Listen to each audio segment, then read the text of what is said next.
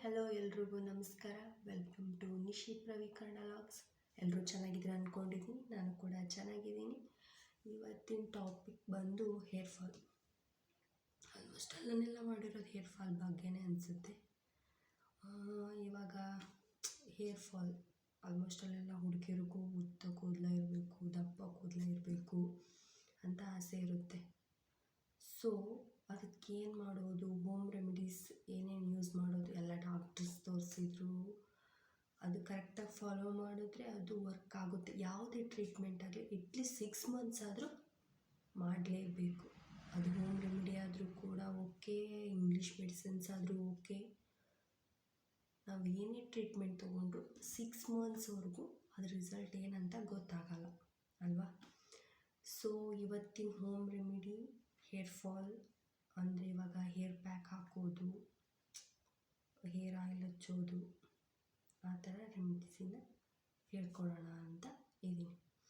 ಇವಾಗ ನಾವು ಫಸ್ಟ್ ಏನೇ ಆಗಲಿ ಮೇಲೆ ಅಪ್ಲೈ ಮಾಡಿದರೆ ಅಷ್ಟೇನು ಬೇಗ ಆಗಲ್ಲ.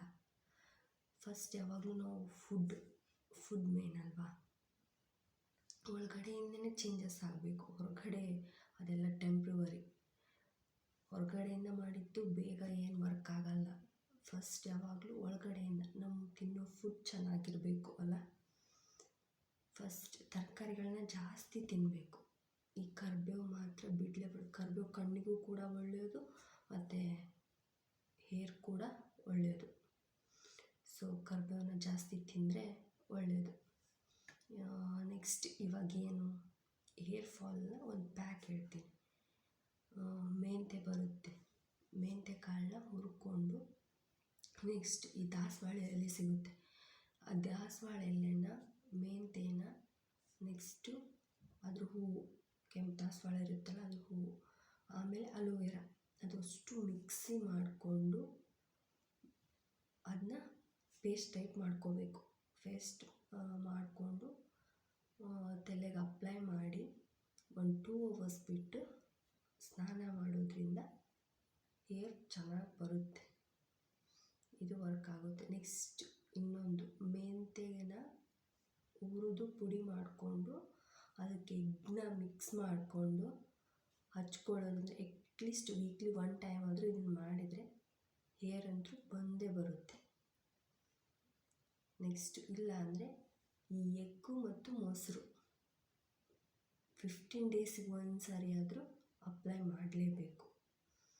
ಅಪ್ಲೈ ಮಾಡೋದ್ರಿಂದ ಹೇರ್ ಕೂಡ ಬರುತ್ತೆ. ಈಗ ನೆಕ್ಸ್ಟ್ ಮೇನ್ ಏನಂದರೆ ಈ ಹೇರ್ ಆಯಿಲ್. ಆಲ್ಮೋಸ್ಟ್ ಅಲ್ಲಿ ಇವಾಗ ಹುಡುಗಿಯರು ಯಾರೂ ಹೇರ್ ಆಯಿಲ್ನ ಹಚ್ಚೋದೇ ಇಲ್ಲ. ಈವನ್ ನಾನು ಕೂಡ ಜಾಸ್ತಿ ಹಚ್ಚಲ್ಲ.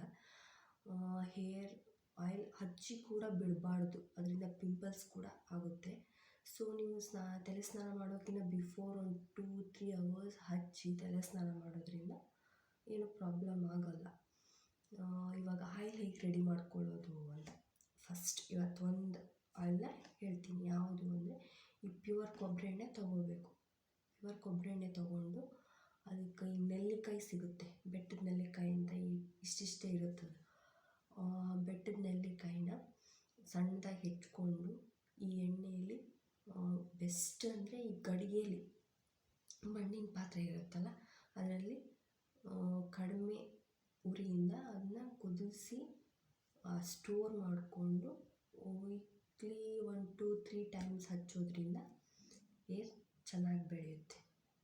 ಟ್ರೈ ಮಾಡಿ, ಹೇಗೆ ಅನ್ನಿಸುತ್ತೆ ಟ್ರೈ ಒಂದು 6 months ಆದರೂ ಅಪ್ಲೈ ಮಾಡಿ ಈ ಥರ ಆಯಿಲ್. ಹೀಗೆ ನೆಕ್ಸ್ಟ್ ಒಂದು ಯಾವ್ದಾದ್ರು ಒಂದು ಚಲೋ ಇಂಗ್ರೀಡಿಯೆಂಟ್ಸ್ ಇರೋತಕ್ಕಂಥದ್ದು, ಆಮೇಲೆ ನಮಗೆ ಹೆಲ್ಪ್ ಆಗುವಂಥದ್ದನ್ನು ನೆಕ್ಸ್ಟ್ ವಿಡಿಯೋದಲ್ಲಿ ಹೇಳ್ತೀನಿ. ಹೀಗೆ ಸಪೋರ್ಟ್ ಮಾಡಿ, ಶೇರ್ ಮಾಡಿ ಆ್ಯಂಡ್ ಸಬ್ಸ್ಕ್ರೈಬ್ ಮಾಡಿ. ಇನ್ನೂ ನೆಕ್ಸ್ಟ್ ಚೆನ್ನಾಗಿರೋ ವಿಡಿಯೋಸ್ ಜೊತೆ ಬರ್ತೀನಿ. Thanks for watching.